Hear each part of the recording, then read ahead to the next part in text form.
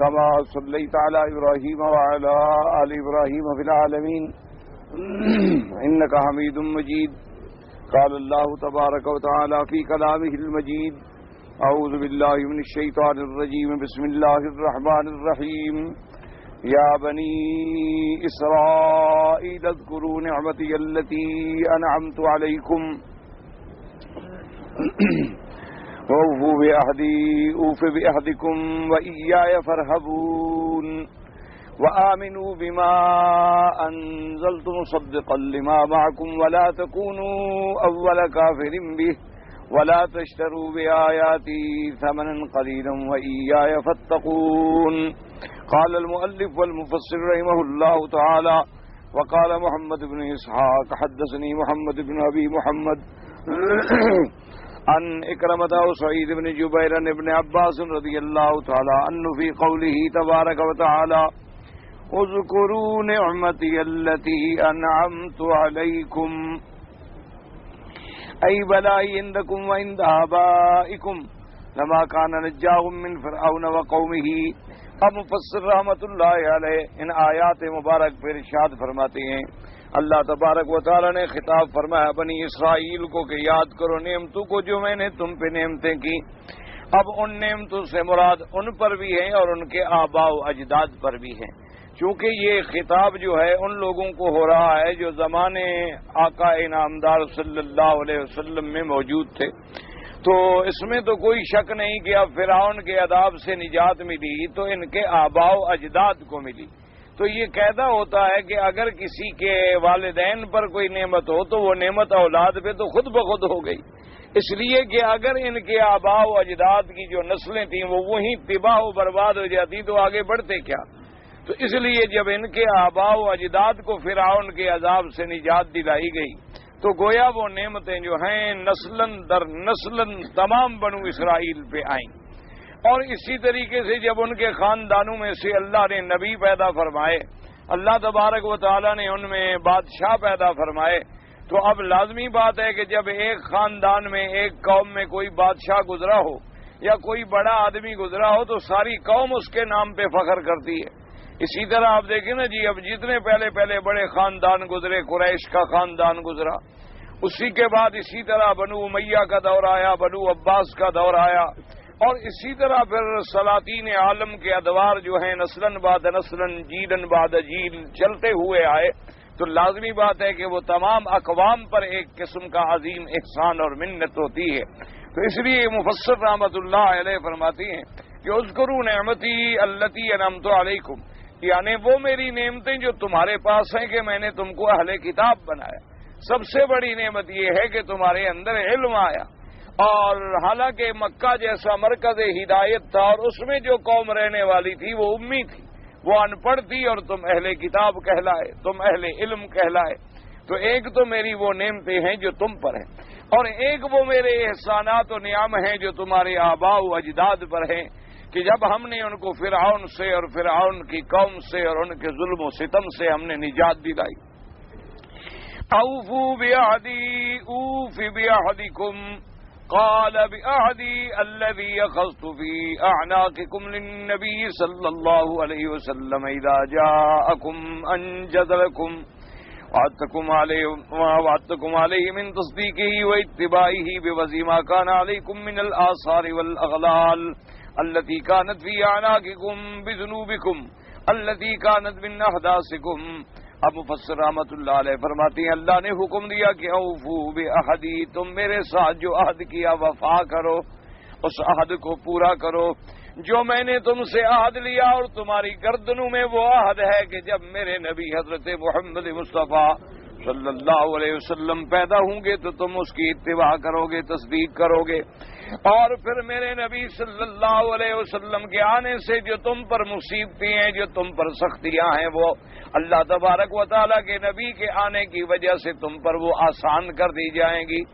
اور وہ آثار و اغلال جو تم پر ہیں وہ بھی تمہارے ذنوب کی وجہ سے، بذنوبکم الذی حدثکم، وہ گناہ جو تم نے خود کیے تو اللہ نے تمہیں اپنے نعمتوں سے محروم فرمایا. اللہ تبارک و تعالی نے تم پر بعض چیزوں کو حرام کر دیا، بعض نعمتوں کو بند کر دیا. تو جب تم اسلام لاؤ گے تو اللہ کی رحمت سے وہ نعمتیں بھی تم کو ملیں گی، اور وہ پابندیاں اور وہ اغلال و آثار جو ہیں تمہاری گردنوں سے وہ بھی نکالے جائیں گے۔ تو لہذا تمہارے لیے یہ ضروری ہے کہ تم بھی میرے ساتھ جو وعدہ کیا ہے اس کو وفا کرو۔ اس لیے ہمیشہ اللہ کے قرآن کو سمجھنے کے لیے ایک بات کو ہمیشہ دماغ میں رکھیں، ورنہ اللہ کے قرآن کی بہت ساری آیات ہیں جو عام طور پہ لوگوں کو پھر سمجھ نہیں آتی، یا بہت ساری احادیث مبارک ہیں جن کے سمجھنے میں مختلف لوگوں کو اللہ رحمت فرمائے اور اللہ ہمیں بھی صحیح سمجھنے کی توفیق دے، پہ ٹھوکریں لگتی ہیں۔ ایک بات کو، ایک موٹی چیز اگر اصول دماغ میں آ جائے نا جی، تو پھر اس پہ چلنا آسان ہو جاتا ہے۔ مثلا اگر آپ کو کوئی، آپ جا رہے ہوں مدینہ منورہ اور کوئی آدمی آپ کو سیدھی سڑک پہ ڈال دے تو پھر بڑا آسان ہے آپ کا پہنچ، اور اگر آپ اس سیدھی سڑک پہ نہ ہوں تو آپ اسی مکے کے شہر کی گلیوں میں پھرتے رہیں گے، کبھی اس سڑک پہ چڑھ جائیں گے، کبھی اس سڑک پہ چڑھ جائیں گے، کبھی اس سڑک پہ چڑھ، کبھی گھوم پھر کے پھر وہیں آ جائیں گے۔ تو اس لیے ایک اصول یاد رکھیں کہ خالق کائنات نے، پروردگار عالم نے جب یہ کائنات پیدا فرمائی، جب اللہ نے زمین و آسمان پیدا فرمائے، ملائک، جن، انس، آدم پیدا فرمایا، تو اس کے لیے اللہ تبارک و تعالی نے ایک نظام بنایا جو ان کے عقل، ان کے فہم، ان کے رواج، ان کے عادات کے مطابق ہو۔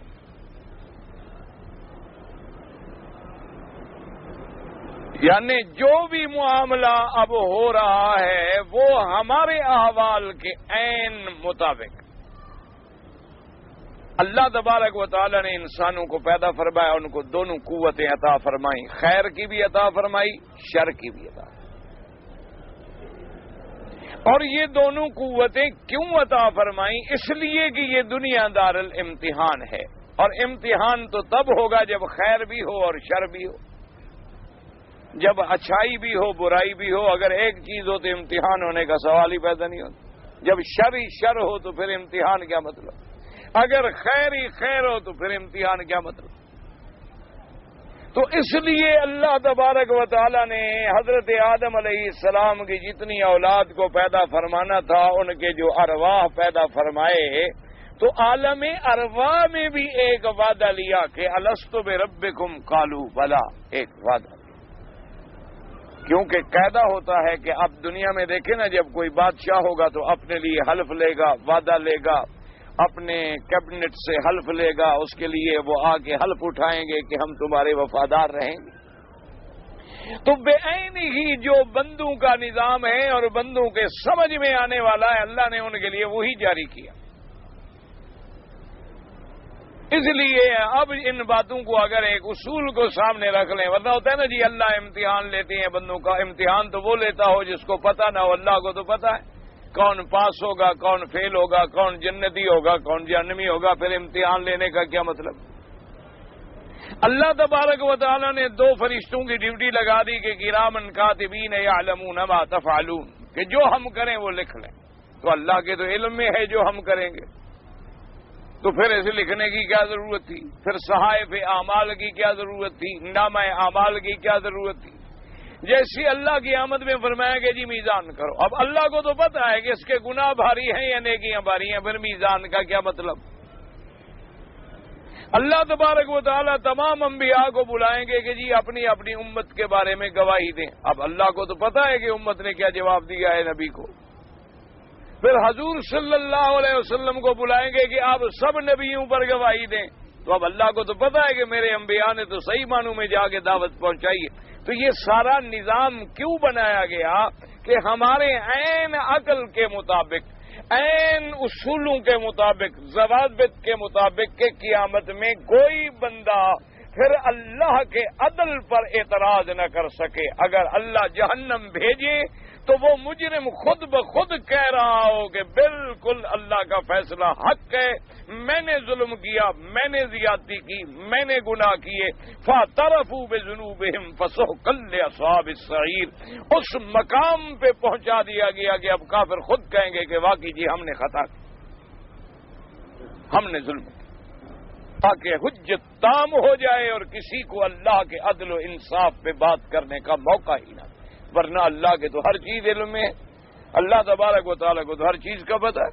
اللہ تبارک و تعالیٰ کو کیا ضرورت ہے وعدہ لینے کی؟ وہ جو چاہیں کروا دیں اپنے بندوں سے. لیکن اللہ نے بندوں کو اختیار دیا.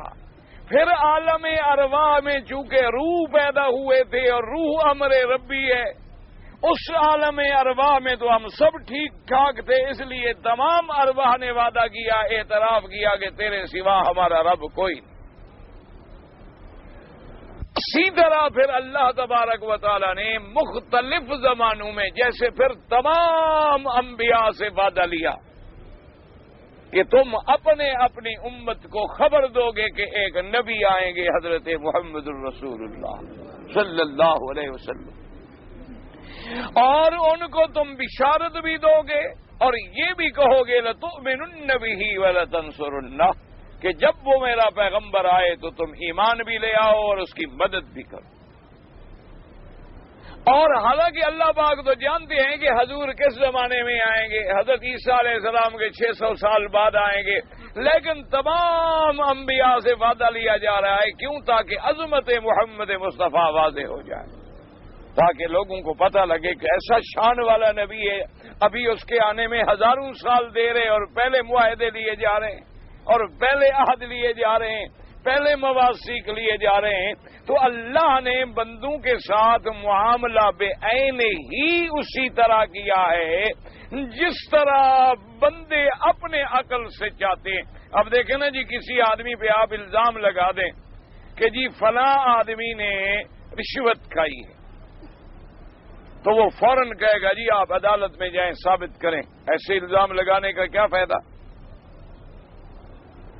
اب آپ عدالت میں جائیں گے، آپ مدعی بنیں گے، تو پھر قاضی یا جج یا جو بھی مجسٹریٹ ہوگا وہ آپ کو مجبور کرے گا کہ بھی آپ اپنے استغاثے کو ثابت کرنے کے لیے ثبوت پیش کریں. اب ثبوت جو ہیں وہ زبانی بھی ہوتے ہیں، وہ تحریری بھی ہوتے ہیں، وہ ڈاکومنٹس بھی ہوتے ہیں، وہ ریکارڈ بھی ہوتے ہیں، شواہد بھی ہوتے ہیں. اب گواہ بھی پیش ہو گئے، ریکارڈ بھی پیش ہو گیا.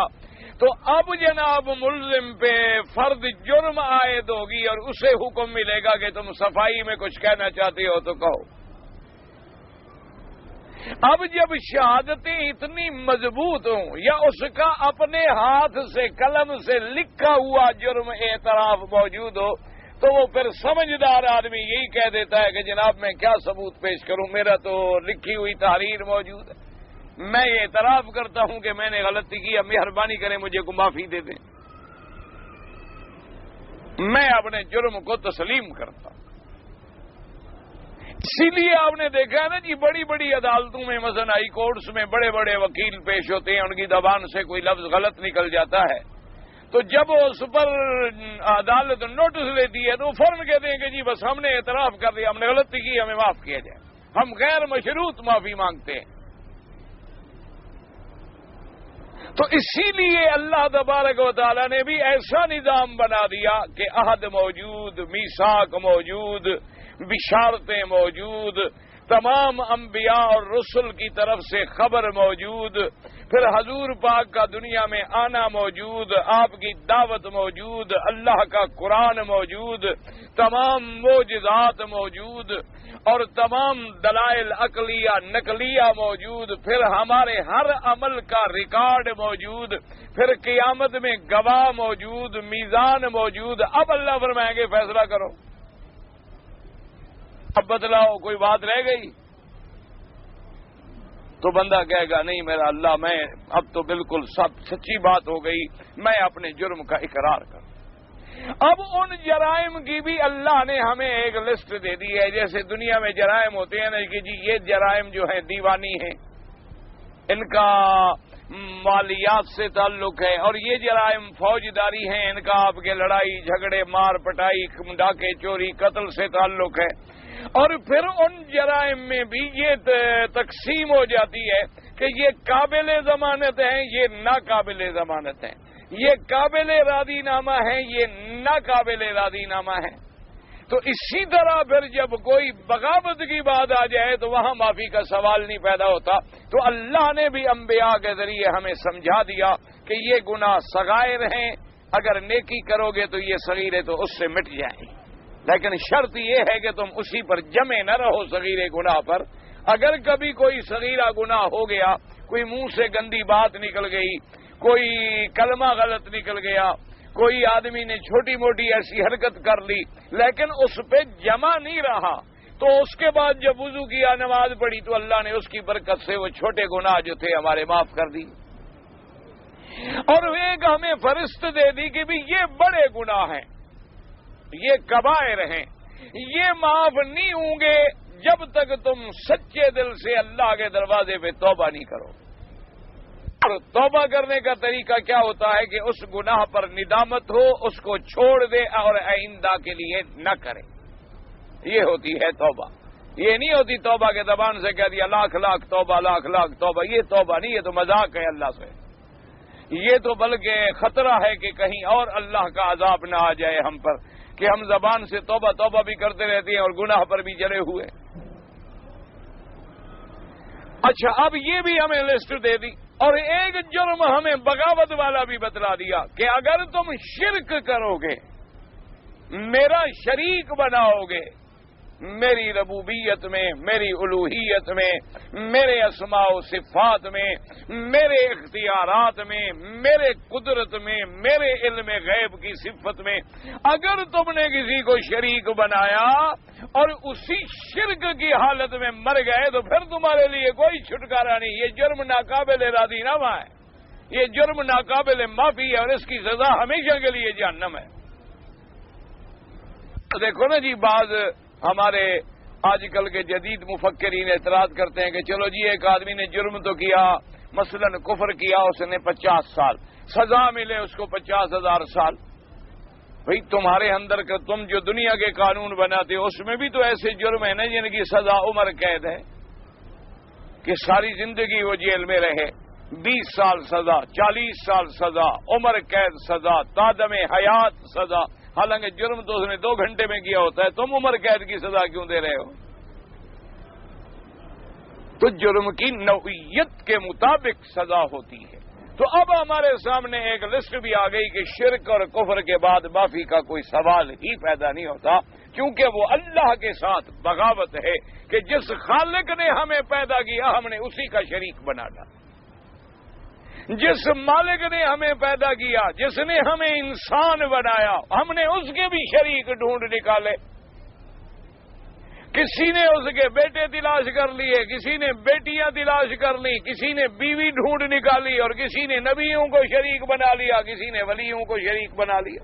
اللہ نے فرمایا پھر اس جرم کی میرے پاس بھی معافی نہیں ہے، ان اللہ لا یغفر ان یشرک بہ ویغفر ما دون ذلک لمن یشاء۔ فرمایا تحقیق پکی بات ہے کہ اللہ کی ذات ہرگز معاف نہیں کرے گی ان کو جو اللہ کے ساتھ شرک کرتے۔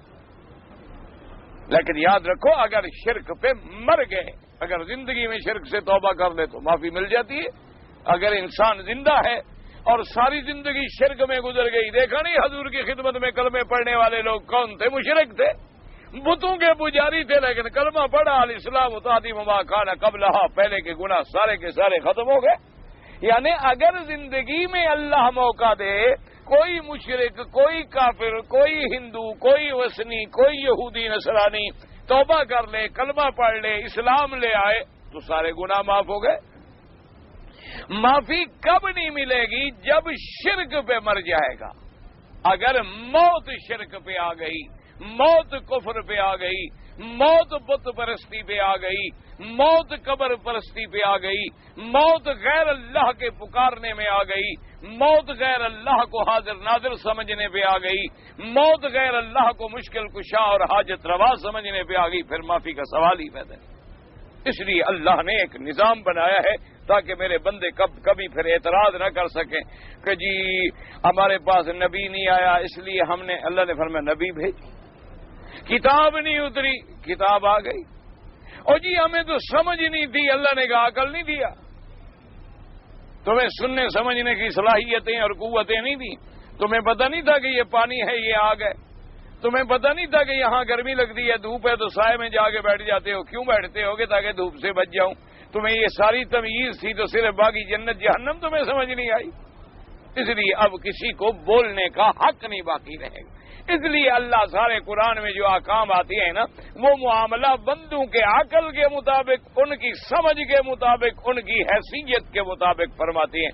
کہیں فرماتے ہیں ہم تم سے امتحان لیں گے، کہیں فرماتے ہیں ہم تمہاری آزمائش کریں گے۔ اب اللہ کے تو سب کچھ علم میں ہے، لیکن وہ آزمائشیں کیوں کی جاتی ہیں؟ تاکہ ایک تو ہمارے اوپر بھی پتہ لگ جائے، واضح ہو جائے کہ کون مومن ہے اور کون منافق ہے۔ اللہ کو تو پہلے علم، اور پھر کہ حجت بھی اللہ کی طرف سے تام ہو جائے۔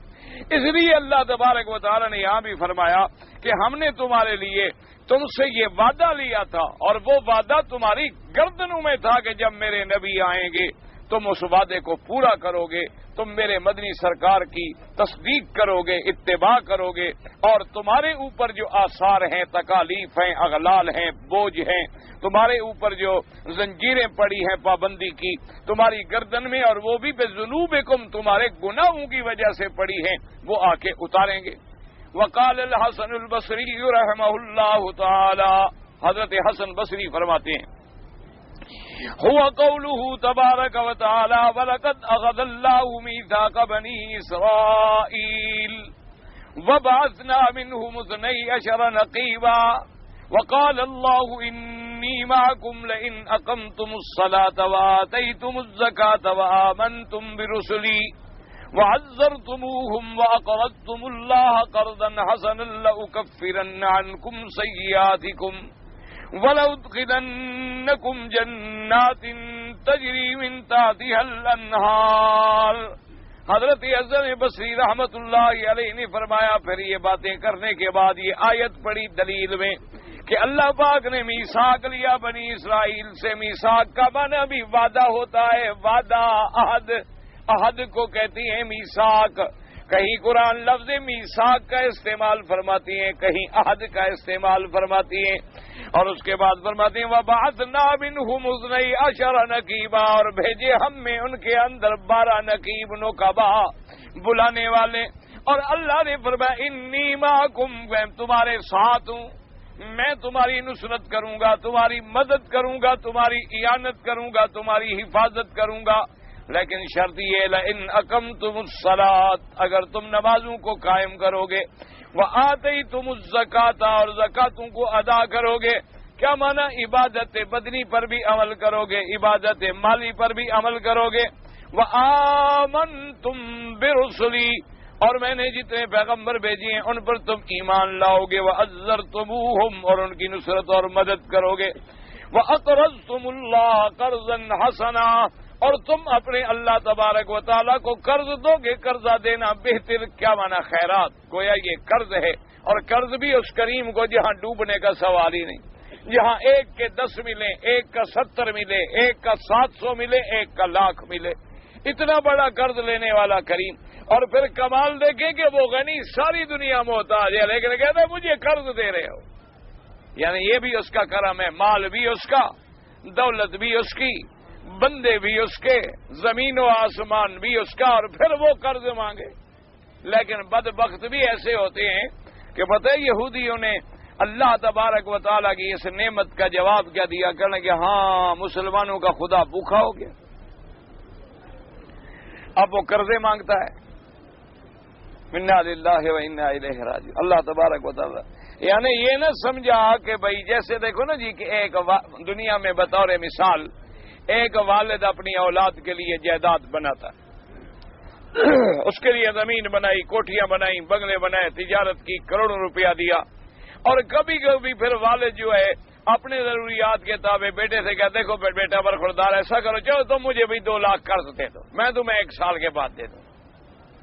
تو اب جو فرما بردار بیٹا ہوگا وہ کہے گا ابا جان کیا بات کر رہے ہیں، میں آپ کو قرض دے دوں، یہ سارا کچھ آپ کا ہی تو ہے، یہ سب کچھ آپ ہی نے تو بنا کے مجھے دیا ہے، آپ کے پانی قطرہ نطفے سے تو میں پیدا ہوا ہوں، اور پھر یہ سب کچھ میں نے تو ایک دھیلا بھی نہیں بنایا، یہ سارا بنایا ہی آپ نے، تو عجیب بات ہے آپ مجھ سے نہیں جی نہیں باپ مجھے دینے ہوگا آپ کا قرض، تو اب باپ تو محبت سے کہہ رہا ہے، شفقت سے کہہ رہا ہے، کوئی یہ تو نہیں کہ وہ قرض مانگ رہا ہے بھوکا ہے، وہ چاہے ساری جائیداد اپنی لے لے، جائیداد اسی کی ہے، یہ تو اللہ کا بندوں پہ کرم تھا کہ تم محتاج ہو میں غنی ہوں، لیکن کہتا ہوں قرض دے دو، تو اب بندوں کا تو آگے جواب یہ ہونا چاہیے تھا کہ اللہ میاں سب کچھ تیرا، یہ ملک بھی تیرا، ملک بھی تیرا، مال بھی تیرا، اسی لیے دیکھا نہیں کہ جب حکم ہوا سیدنا ابی بکر صدیق رضی اللہ تعالی عنہ، جو لوگ سمجھنے والے تھے، دیکھا نہیں حضور نے فرمایا ابو بکر تم کیا لے آئے ہو؟ انہوں نے کہا حضرت جو کچھ گھر میں تھا سب کچھ سامنے لے آیا۔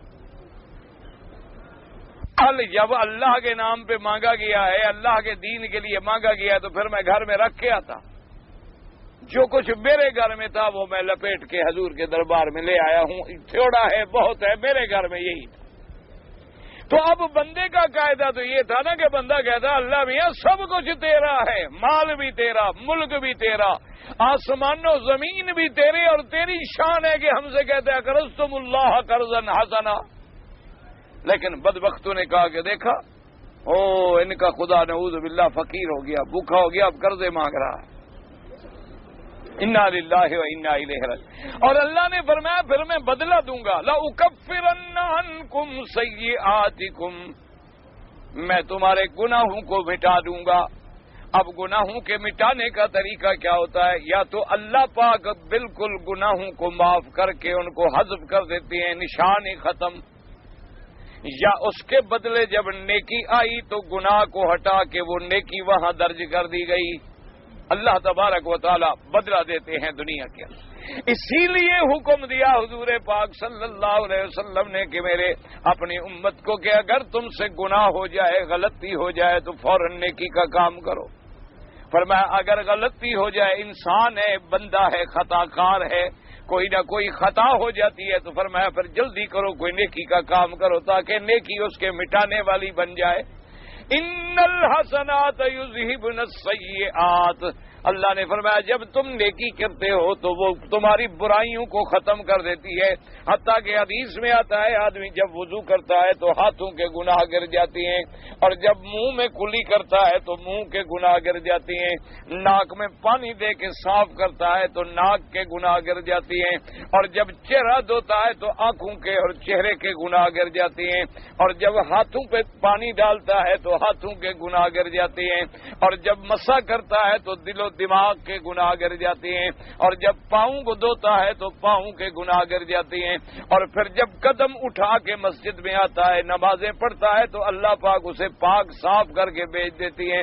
اس لیے حدیث میں آتا ہے الصلاۃ الی الصلاۃ کفارۃ لما بینہما، ایک نماز دوسری نماز تک گناہوں کو مٹا دیتی ہے، ایک جمعہ دوسرے جمعہ تک گناہوں کو مٹا دیتا ہے، ایک رمضان دوسرے رمضان تک گناہوں کو مٹا دیتا ہے۔ فرمایا ہجرت گناہوں کو مٹا دیتی ہے، فرمایا حج گناہوں کو مٹا دیتا ہے، اور فرمایا اس کے بعد جب بندہ توبہ کرتا ہے تو اللہ تبارک و تعالیٰ اس کے کبائر بھی معاف فرما دیتی ہیں۔ اگر حقوق العباد ہیں تو وہ ادا کرنے سے معاف ہو جاتی ہیں، ادا نہ کرو تو پھر معاف نہیں ہوتے، چونکہ وہ تو بندے کا حق ہے۔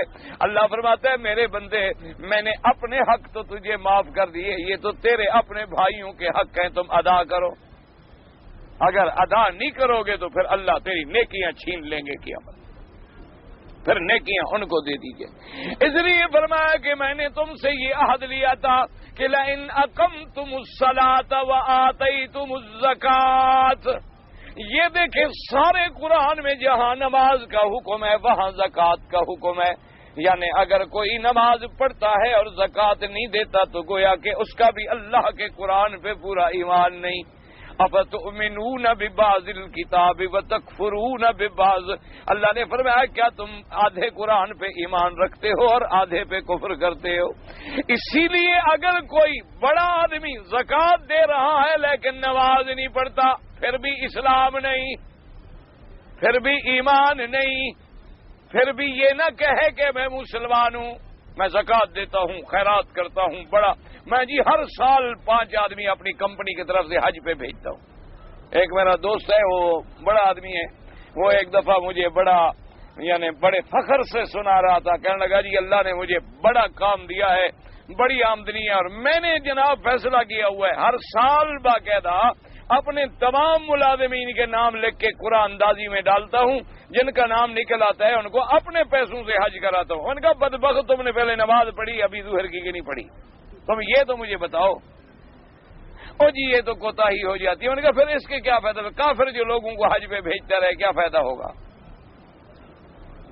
اور خدا کے بندے، جو اللہ نے تمہارے اوپر فرض کیا ہے، تم نے وہ نماز نہیں پڑھی ظہر کی، میرے ساتھ بیٹھے ہوئے ہو، اور میں تمہارے سامنے الحمدللہ اٹھ کے مسجد میں پڑھ کے آیا ہوں، تمہیں پھر بھی حیا نہیں آئی، تو حج میں بھیجنے کا کوئی فائدہ؟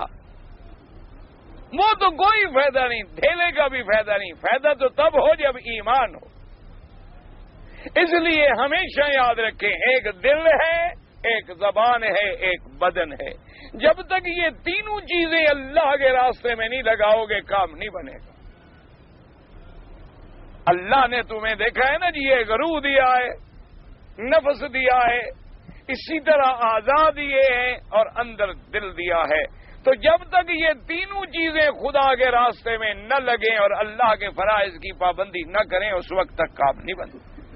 اس لیے دیکھیں، اب بنو اسرائیل سے بھی کیا وعدہ لیا گیا تھا کہ لَإِنْ أَقَمْتُمُ الصَّلَاةَ وَآتَيْتُمُ الزَّكَاةَ وَآمَنْتُمْ بِرُسُلِي، ایمان بھی ہو، عبادت بدنی بھی ہو، عبادت مالی بھی ہو۔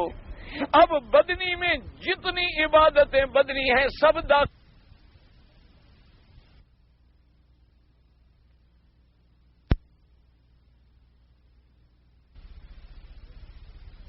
کے اندر بھی تمام چیزوں میں سے افضل زکوٰۃ ہے، چونکہ فرض ہے۔ اس لیے سیدنا ابو بکر رضی اللہ تعالیٰ عنہ نے فرمایا تھا کہ جو زکوٰۃ نہیں دے گا میں قتال کروں گا، کیونکہ اگر زکوٰۃ کا منکر ہے تب بھی کافر ہے، نماز کا منکر ہے تب بھی کافر ہے۔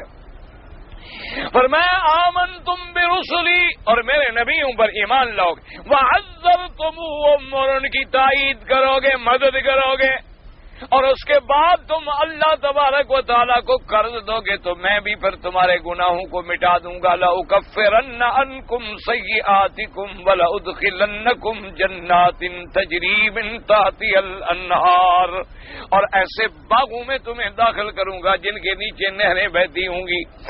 ہم مفسر رحمۃ اللہ علیہ فرماتی ہیں وَقَالَ آخَرُونَ هُوَ الَّذِي أَخَذَ اللَّهُ عَلَيْهِمْ بِالتَّوْرَاةِ أنه سيبعث من بني إسماعيل نبيا عظيما يطيعه جميع الشعوب والمراد به محمد صلى الله عليه وسلم ومن اتبعه غفر الله له ذنبه وأدخله الجنة وجعل له أجرين۔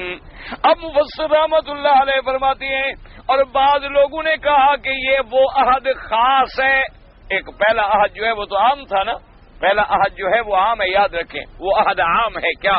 لَإِنْ أَقَمْتُمُ الصَّلَاةَ وَآتَيْتُمُ الزَّكَاةَ وَآمَنْتُمْ بِرُسُلِي، میرے رسولوں کے ساتھ ایمان لاؤ گے، تمام رسول جو بنی اسرائیل میں آئے۔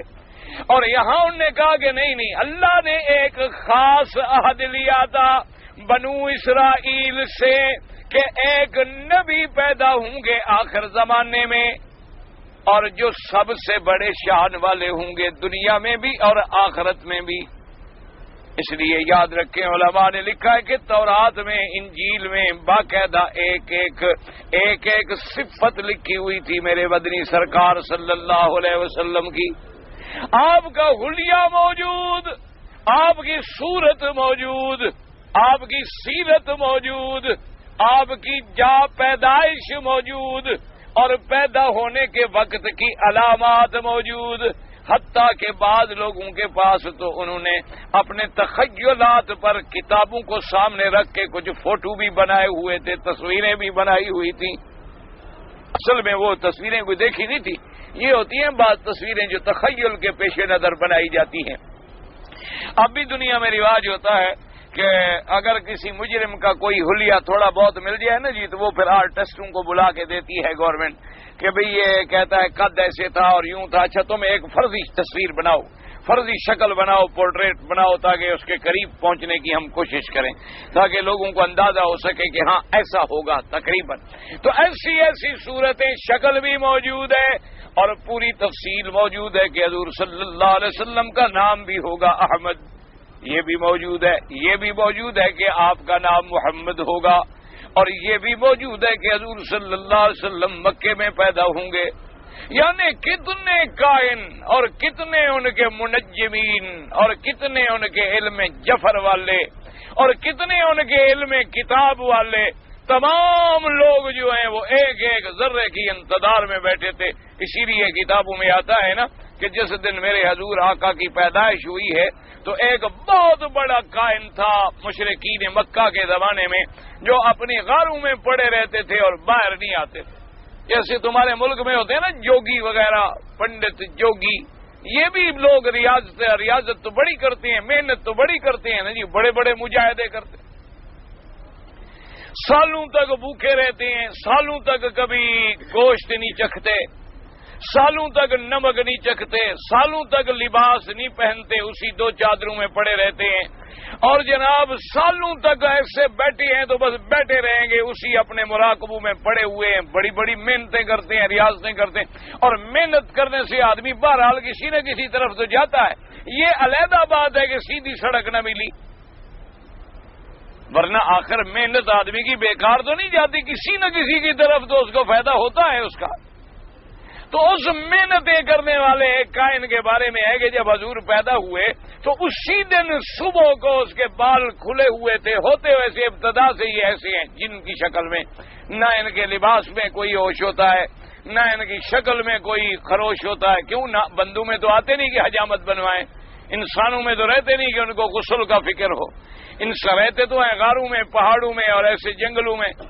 تو وہ آیا اور ہاتھ ٹیک رہا ہے اور 100 سے بھی اوپر عمر ہے اور پاگلوں کی طرح مکے کی گلیوں میں پھر رہا ہے، اور مکے کے قریش جو تھے، اچھا ایسے لوگوں کے لوگ موتقد بھی بڑے ہوتے ہیں، جیسے آج کل آپ نے دیکھے آج کل بھی ایسے، آج کل بھی ایسے لوگوں کے لوگ بڑے موتقد ہوتے ہیں، 2 چادریں پہن کے بیٹھا رہے 6 مہینے تو بھوکا مرنا پڑے گا، پھر مزے ہی مزے، کہیں بیٹھ جائے مزے کرے۔ یہ سب سے بہترین آسان طریقہ ہے روٹی کھانے کا کہ کسی قبر کے قریب بیٹھ جاؤ تو سمجھو تمہاری مل لگ گئی، 2-4 غلاف ڈال دو اور لوگوں کو خواب سنانے شروع کر دو کہ رات حضرت صاحب ملے تھے۔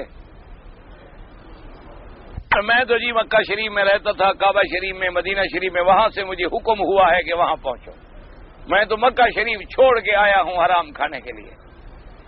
نہیں دیکھو ہوگا تو حرام نہ جی، اگر حلال کا تو سوال ہی پر، قبر بیچ کے جو کھائے گا حلال ہوگا، ہوگا تو حرام، آگے بھی جہنم ملے گی، لیکن دنیا میں مزے ہی مزے ہیں، نہ ٹیکس لگے، نہ انکم ٹیکس لگے، نہ زرعی ٹیکس لگے، نہ ویلتھ ٹیکس لگے، نہ چولہا ٹیکس لگے، نہ پیدائش ٹیکس لگے، نہ موت ٹیکس لگے۔ کوئی ٹیکس لگانے والا ہے تو لوگ جوتے مار مار کے اس کا سر پیلا کر دیں گے، یہ فقیر بیچارہ، یہ غریب بیچارہ جو مزار پہ بیٹھا ہے، بادشاہ اللہ والوں کے دربار میں، ان پر بھی ٹیکس۔ توبہ توبہ استغفر، یار بڑا کوئی ایسا نالائق افسر ہے کہ اللہ والوں کا بھی خیال نہیں کرتا، یہ تو اتنا مسکین ہے کہ باپ دادے کی قبر بیچ رہا ہے۔ بڑے آرام سے 12 لوگ اب بھی، اور کپڑے بالکل اتار کے پھینک دو پھر تو پکے مجذوب ہو، پھر تو کہیں گے حضرت یہ پہنچ گیا، یہ پہنچا ہوا بزرگ ہے جی، کہتے ہیں بالکل یہ پہنچا، مادر زاد ولی ہے، اندر باہر سے بالکل اب یہ پہنچ گیا، پتہ نہیں کہاں پہنچ گیا، ہم تو دیکھتے رہے جہاں جہاں دیکھا تھا وہیں بیٹھے رہتے ہیں، پتہ نہیں پہنچے کہاں ہیں، ہم نے تو یہی دیکھا جہاں پڑے تھے وہیں پڑے، انا للہ۔ یعنی جب آدمی بالکل پاگل ہو جائے وہ کہتے ہیں اللہ کے پاس پہنچ گیا، عقل والا نہیں پہنچتا۔ جب دماغ خراب ہو جائے، وہ خدا کے بندے، وہ مجذوب جو تھے وہ اور تھے، وہ اللہ اور اللہ کے نبی کی سنت کے پابند تھے۔ جذب کا معنی کیا تھا کہ دنیا سے اللہ کی طرف کھنچ گئے، کہ ہم لوگوں سے تعلق ہی نہیں، یہ نہیں کہ وہ شریعت کے خلاف کرتے تھے، وہ تو بالکل یعنی گویا اپنی جان اپنا سب کچھ فنا کر چکے تھے کہ ان کو کسی بات کا احساس بھی باقی نہیں رہا تھا، یعنی اپنے نفس کو بھی مٹا دیا، خودی کو بھی مٹا دیا، خواہشات کو بھی مٹا دیا. جیسے کہ حضرت سری سکھتی رحمت اللہ علیہ ایک دفعہ بیٹھے تھے، ایک شاگرد نے پوچھا، انہوں نے کہا حضرت میں نے آپ کو کبھی غمگین دیکھا ہی نہیں، جب سے میں آپ کو دیکھ رہا ہوں آپ خوش ہیں.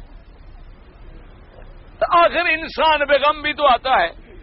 تو نے فرمایا بھی غم تو تب آئے جب کوئی کام ہماری مرضی کے خلاف ہو رہا ہو، جب ہر کام ہماری مرضی کے مطابق ہو رہا ہے تو غم کس بات کا؟ میں نے کہا جی آپ کی مرضی کے مطابق کیا؟ یہ ساری دنیا آپ کی مرضی کے مطابق چل رہی؟ انہوں نے کہا ہاں. کہا لا حول ولا قوت الا باللہ. یہ کیا کہہ رہے ہیں حضرت؟ اور نے کہا خدا کے بندے جب ہم نے اپنی مرضی ختم کر دی کہ جو تیری رضا ہے وہی بندے کی رضا، جب ہماری مرضی رہی ہی نہیں، ہم نے اپنی ہر بات کو ختم کر دیا کہ جو اللہ کی رضا ہے وہ ہماری رضا، رضینا بے رضا، اللہ کی رضا پہ ہم راضی ہیں. جیسے کہ حضور پاک نے فرما دیا کہ لا مانع لما آتیت ولا معطی لما منعت ولا راد لما قضیت. یا جیسے سیدنا عمر نے پڑھا تھا رضینا باللہ ربا وبالاسلام دینا وبمحمد نبیا ورسولا وبالقرآن اماما. اسی لیے حضور نے فرمایا کہ اللہ سے دعا مانگی کرو کہ اللہم انی اسألک ایمانا کاملا ویقینا صادقا حتی اعلم بانہ لن یصیبنی الا ما کتبت لی والرضا بما قضیت علی. کہ یا اللہ مجھے ایسا ایمان پختہ دے دے، ایسا یقین کامل دے دے کہ میں اس مقام پہ پہنچ جاؤں کہ مجھے کوئی چیز نہیں پہنچ سکتی جب تک تیرا حکم نہ ہو، اور تیری ہر قضا پہ راضی ہو جاؤں. اس لیے جب وہ مقام آدمی کو مل جاتا ہے تو وہ تو اللہ والوں کا مقام ہے. کہاں وہ اور کہاں یہ لوگ جو شریعت سے بھی باہر ہوں اور اسلام سے بھی باہر ہوں اور قرآن و سنت سے بھی باہر ہوں. سر مڈا کے ہر آدمی کلندر بننا چاہے تو سر مڈانے سے کلندری نہیں مل جاتی، اس کے لیے تو بڑی محنتوں کی ضرورت ہے. تو اس لیے وہ آیا اور پاگلوں کی طرح پوچھ رہا ہے کہ او لوگوں ہمیں یہ تو بتاؤ کہ آج کوئی بچہ پیدا ہوا ہے؟ انہوں نے کہا تمہیں کیا ہو گیا؟ اس نے کہا اس بات کو چھوڑو مجھے کیا ہو گیا.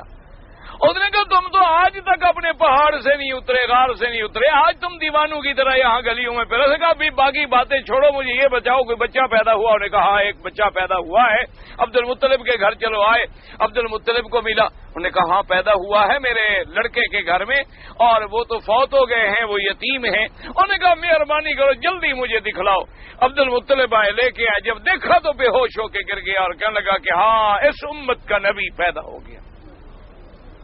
کیوں؟ وہ جو علامات اس نے پڑھی ہوئی تھی کتابوں کے اندر وہ منطبق ہو گئی. تو اس لیے مفسرین کرام نے فرمایا اوفوا بعہدی اوفوا بعہدکم. اس عہد سے کیا مراد ہے؟ انہوں نے کہا کہ هو الذی اخذ اللہ علیہم فی التوراۃ، جو اللہ نے ان سے تورات میں بھی ذکر کیا انہ سیبعث من بنی اسماعیل نبیا، کہ اللہ پاک بنی اسماعیل میں سے ایک نبی بھیجیں گے. اور خدا کی شان ہے کہ بنو اسرائیل میں اللہ نے 4000 نبی بھیجے اور بنی اسماعیل میں ایک نبی بھیجا جو سب سے بھاری ہو گیا، سب سے زیادہ افضل ہو گیا، سب سے زیادہ شان والا بن گیا. اور جب وہ آئے یطیعہ جمیع الشعوب، سب کے سب اس کی اطاعت کریں. والمراد به محمد صلی اللہ علیہ وسلم، اور اس نبی سے کون مراد ہے؟ حضرت محمد مصطفیٰ. اور فرمایا فمن اتبعہ غفر اللہ له ذنبہ، جو اس کی اتباع کریں گے اللہ پاک اس کے گناہ معاف کر دیں گے. وادخلہ الجنۃ، اور اللہ ان کو جنت میں داخل کریں گے. وجعل له اجرین، اور اللہ اس کو دوہرا اجر دیں گے. جیسے قرآن نے دوسرے مقام پہ بھی فرمایا اولئک یؤتون اجرہم مرتین، کہ جو لوگ پہلے اپنے نبی پر ایمان لائے، اپنی کتاب پر ایمان لائے اور پھر ایمان لائے حضرت محمد مصطفیٰ پر، اللہ کے قرآن پر، اللہ نے فرمایا ہم بھی ان کو دوہرا اجر دیں گے. ان کو ایک پہلے نبی پر ایمان لانے کا ثواب اور ایک حضرت محمد مصطفیٰ صلی اللہ علیہ وآلہ آلہ وسلم پر ثواب. وقد اورد الرازی بشارات کثیرۃ عن الانبیاء علیہم الصلوات والسلام بمحمد صلی اللہ علیہ وسلم. اب مفسر رحمت اللہ علیہ فرماتی ہیں کہ راضی نے اپنی تفسیر کے اندر تو کئی بہت سارے انبیاء علیہم الصلوۃ والسلام کی طرف سے ان بشارات کو نقل کیا ہے، ان بشارات کو جمع کیا ہے جو بشارتیں ہیں حضور پاک صلی اللہ علیہ وآلہ آلہ وصحبہ وسلم تسلیما کثیرا۔ وقال ابو العالیہ اوفوا بعہدی قال عہدوا الی عبادی دین الاسلام وَأَن يَتَّبِعُوا۔ ابو العالیہ فرماتے ہیں اوفوا بعہدی، اوف بعہدکم، اس عہد سے کیا مراد ہے؟ انہوں نے کہا دین اسلام کا عہد مراد ہے کہ اللہ نے سب بندوں کو حکم دیا تھا کہ تم دین اسلام پہ چلو گے، اتباع کرو گے۔ اور اکثر انبیاء کرام نے بشارت دی تھی، جیسے کہ حضرت عیسیٰ علیہ السلام نے بھی بشارت دی وَمُبَشِّرًا بِرَسُولٍ يَأْتِي مِن بَعْدِ اسْمُهُ احمد۔ حضرت عیسیٰ علیہ السلام نے بھی بشارت دی کہ میرے بعد ایک نبی آئیں گے، ایک پیغمبر پیدا ہوں گے، ایک رسول پیدا ہوں گے صلی اللہ علیہ وسلم، جن کا نام احمد مصطفیٰ محمد مجتبیٰ صلی اللہ علیہ وسلم ہوگا۔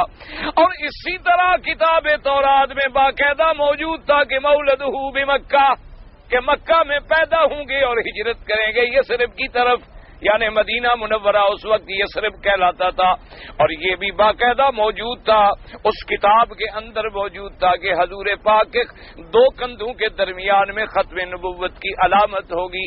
اور یہ بھی تورات میں موجود تھا کہ انہ یقبل الصدقہ، کہ انہ یقبل الہدیۃ ولا یقبل الصدقہ، ہدیہ قبول کریں گے، صدقہ قبول نہیں کریں گے، یعنی صدقے کا مال نہیں کھائیں گے بلکہ ہدیہ کا مال جو ہے لے لیں گے۔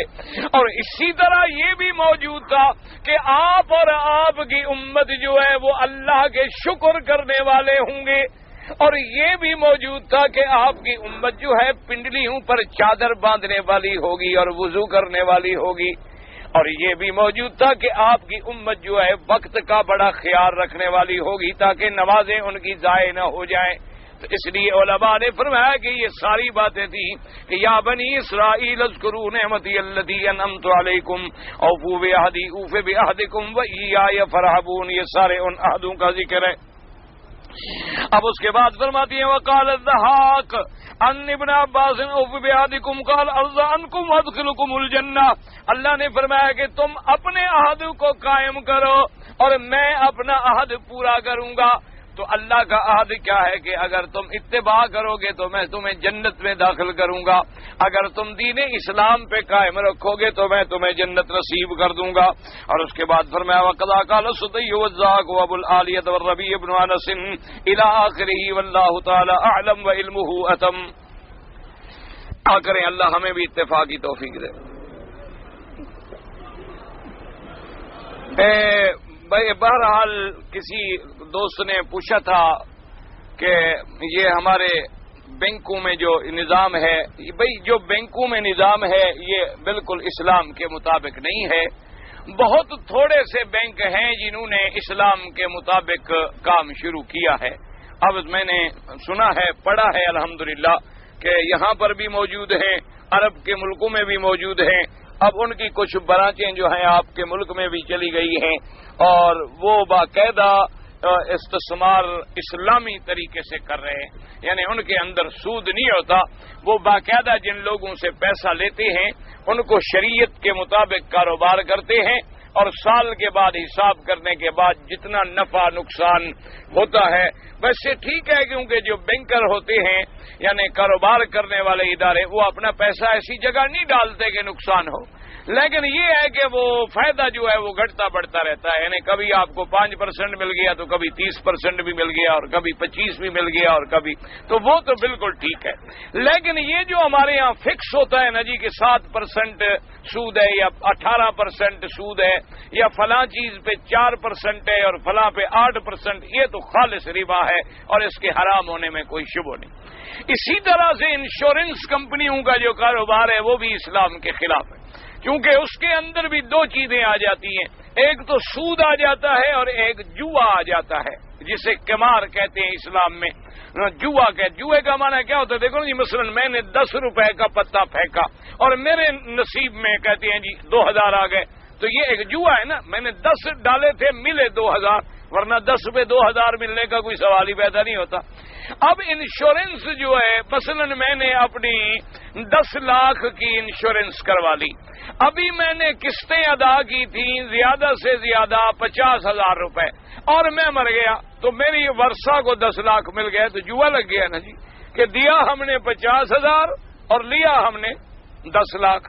اچھا، فرض محال میں زندہ رہا، اس وقت کو 10 سال کے لیے میری پالیسی تھی، 10 سال تک میں زندہ رہا تو 10 سال تک جتنی میں نے قسطیں جمع کرائی ہیں اس کو بما سود کے مجھے وہ واپس کریں گے، تو سود بھی آ گیا، کیونکہ اگر میں زندہ رہا تو سود کھاؤں گا، اور مر گیا تو جوئے کی رقم لے کر اپنے بچوں کو دے گیا۔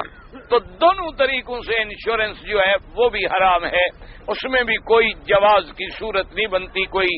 اچھا، اور ان لوگوں کو فائدہ کیا ہوتا ہے کہ مثلا 1 لاکھ کی پالیسی ہو، اور اگر یعنی 100 آدمی سے پالیسی لے لی جائے تو 1 کروڑ کی آمدنی ہو گئی، اور حادثہ سال میں ہوا مثال کے طور پر 2 آدمیوں کا، ان کو 20 لاکھ دینے پڑے، لیکن 80 لاکھ تو کمپنی کو بچ گئے نا، اس لیے کیوں سارے تو نہیں مر جاتے نا اگر 2000 آدمیوں کی پالیسی لی ہوئی ہو۔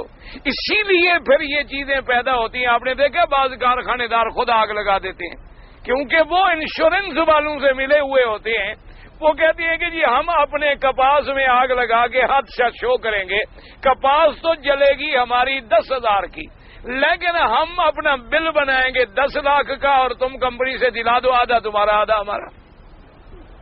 تو اس لیے یہ ساری چیزیں جو ہیں، اس لیے اسلام نے ان کی گنجائش ہی نہیں رکھی ہے، حرام، اسلام کے اندر یہ تمام چیزیں حرام۔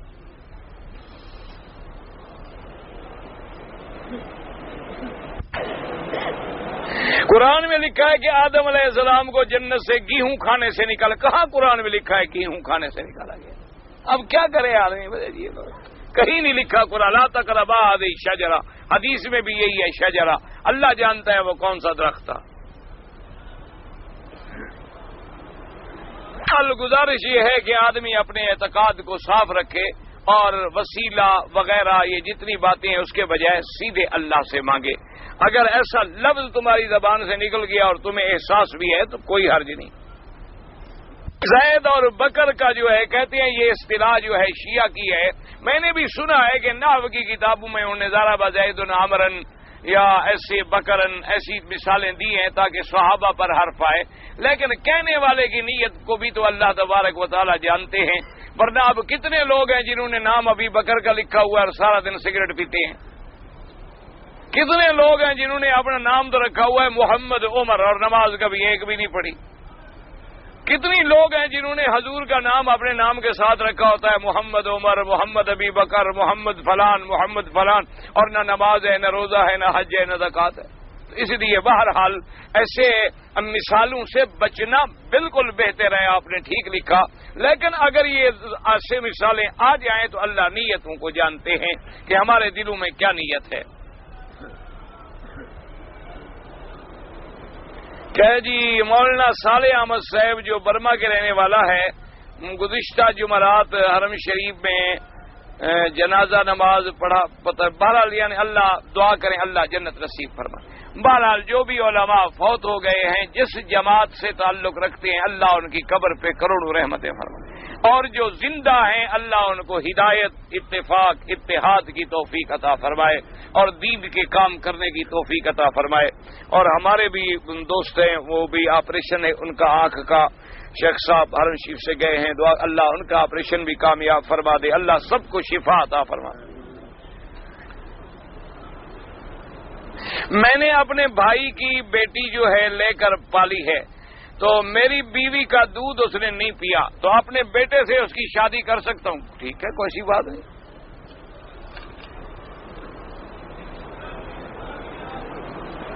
مولانا حق نواز صاحب جو اگلے سال تو نہیں مارے گئے، وہ تو کافی عرصہ ہو گیا فوت ہو گئے، اللہ ان کی قبر کو جنت نصیب فرمائے۔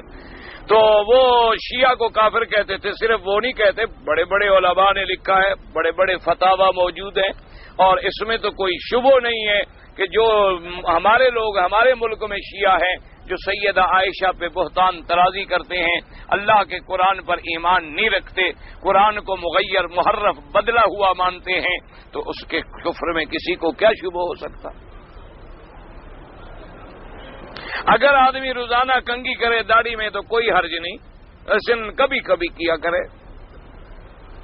زندہ آدمی کا طواف جو موجود نہ ہو، آپ طواف اپنے لیے کریں اور طواف کے بعد دعا کریں، اللہ ان کو ثواب دیں گے۔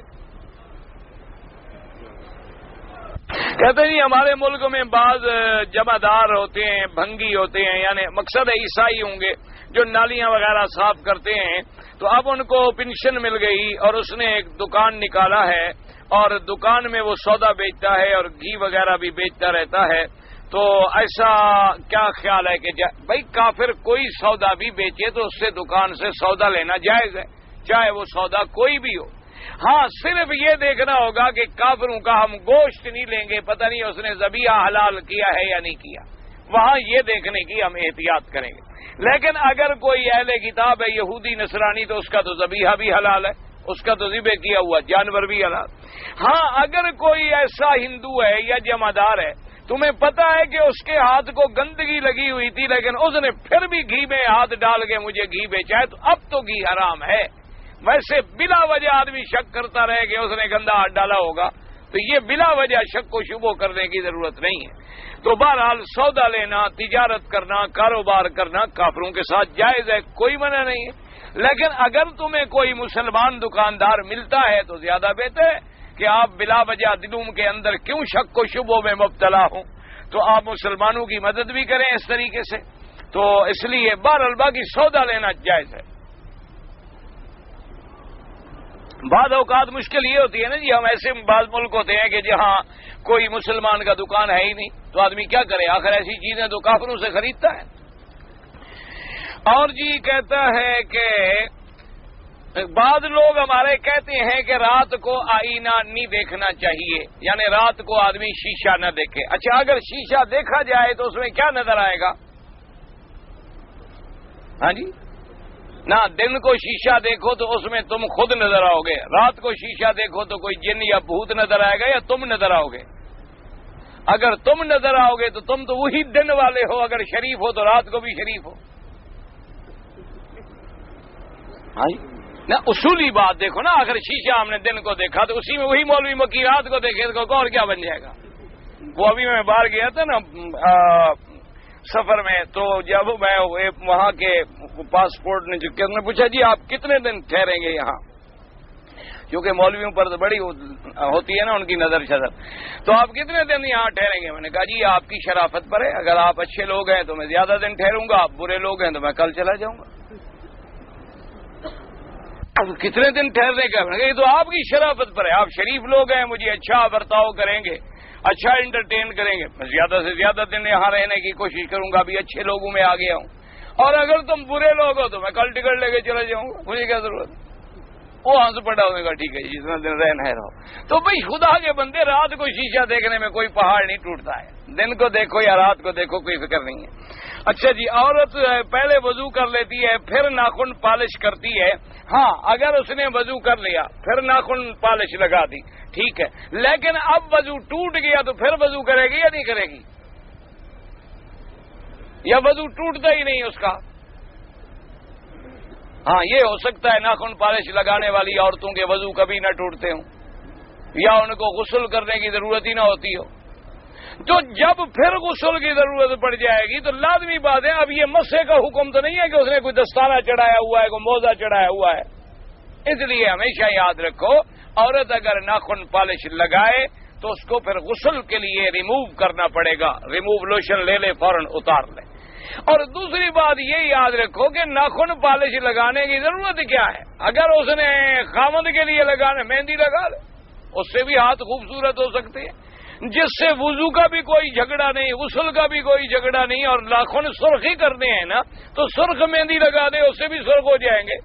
یہ تو اوپر ایک تا جم جاتی ہے اور پھر اس کے اندر اللہ معاف کرے بعض اوقات بعض جو قیمتی ہے نا جی ناخن پالش، یعنی بڑی بڑی قیمتی کمپنیوں کی عزبت آلڈن وغیرہ کے، ان میں تو سور کی چربی ہوتی ہے، ان میں خنزیر کی چربی بھی شامل ہوتی ہے باقاعدہ، تاکہ اس سے زیادہ رنگ مضبوط ہوتا ہے نا، اور پھر وہی منہ میں ڈالے گا۔ اچھا جی، اب جناب کوئی قادیانی اگر واقف ملے تو اس کو قادیانی کو سلام نہیں کرنا چاہیے، وہ کافر ہے، اس کو اسی طرح سلام کہیں جیسے حضور نے کافروں کو کہا والسلام علی من اتبع الہدی، کہ سلام اس پر ہے جو اللہ کی ہدایت کی اتباع کرتا ہے، کیونکہ اس کے کافر ہونے میں کوئی شبہ نہیں۔ کہتے جی ہاں ایک امام صاحب فوت ہوئے، ان کو جنت البقیع میں نہیں دفن کیا، جنت البقیع تو مدینے میں ہے خدا کے بندے، اور ان کو میدان عدل میں دفن، تو میدان عدل حرم میں نہیں ہے، وہ بھی جبل نور جو جہاں وہ حرم میں نہیں ہے، آپ کا کیا خیال ہے؟ جنت المعلی حرم میں ہے اور وہ جگہ حرم میں نہیں ہے، تو اگر وہ حرم میں ہے تو پھر کسی کو کیا اعتراض ہے؟ عجیب بات ہے، لوگ بڑے عجیب عجیب سوال نکالے۔ او خدا کے بندے، جب سارا حرم حرم ہے، حرم آمنا، حرم امن کی جگہ ہے، اور پھر وہ بھی یعنی حرم کے اندر ایک ٹکڑا ہے، تو کسی کو اعتراض کا کوئی سوال ہی نہیں پیدا ہوتا۔ یعنی اللہ کے بندے ہیں، قبر یعنی اگر آدمی کی قبر کے بعد بھی اعتراض سے باز نہیں آتے، اللہ ہدایت دے اور کیا کرے۔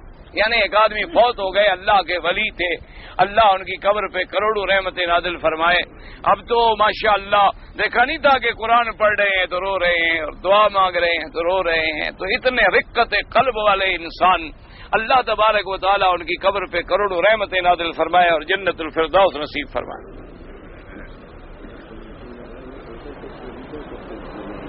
کہتا ہے جی کہ میں جب کہتا ہوں کہ پیروں سے نہ مانگو اور غیر اللہ سے نہ مانگو، تو وہ کہتا ہے کہ دنیا کا نظام جو ہے وہ بھی سفارش سے چلتا ہے، تو آخرت کا کام بھی بغیر سفارش کے نہیں ہوتا۔ بھئی دنیا میں سفارش کیوں کرتے ہیں آپ؟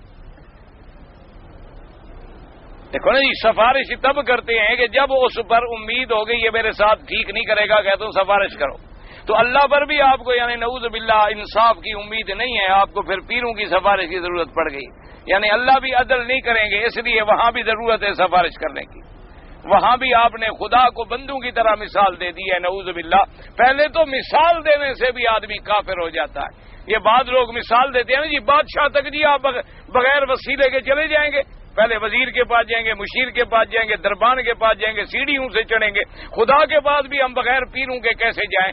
تو پہلے تو خدا کو تم نے بندوں کے بادشاہوں سے تشبیہ دی، آدمی کافر ہو گیا، پھر تم نے خدا تک پہنچنے کے لیے سیڑھیاں لگانی شروع کر دی، حالانکہ جب وہ فرماتے اذا سألک عبادی انی فانی قریب، کہ میرا بندہ جب بھی مجھے پکارے میں قریب، پر میں پکارنا تیرا کام ہے اور مانگ دینا میرا کام ہے، بلکہ خدا سے نہ مانگو تو خدا ناراض ہو جاتا ہے، تو وہاں پھر سفارش کرنے کی کیا ضرورت ہو گئی؟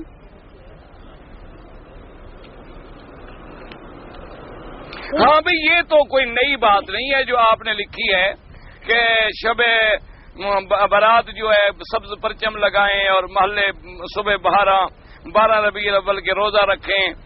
حضرت ابو قتادہ فرماتے ہیں کہ پیر کے روزے کے بارے میں دریافت کیا گیا تو آپ نے کہا کہ پیر کو روزہ رکھتے تھے، تو پیر کے روزے رکھنے سے تو ہم نے منع کی نہیں کیا، روزہ رکھنے اور جھنڈی لگانے میں کیا تعلق ہے؟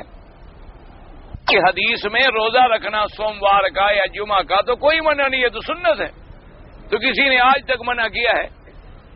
ایک ہے روزہ رکھنا جس کا حکم سنت کے مطابق موجود ہے، اور ایک ہے جھنڈیاں لگانا اور جھنڈیاں لگانا اور جلوس نکالنا، اور اب تو ماشاءاللہ باقاعدہ روضہ شریف بنا لیتے ہیں، روضہ شریف بنا لیتے ہیں اور کعبہ شریف بھی بنا لیتے ہیں، ماڈل باقاعدہ۔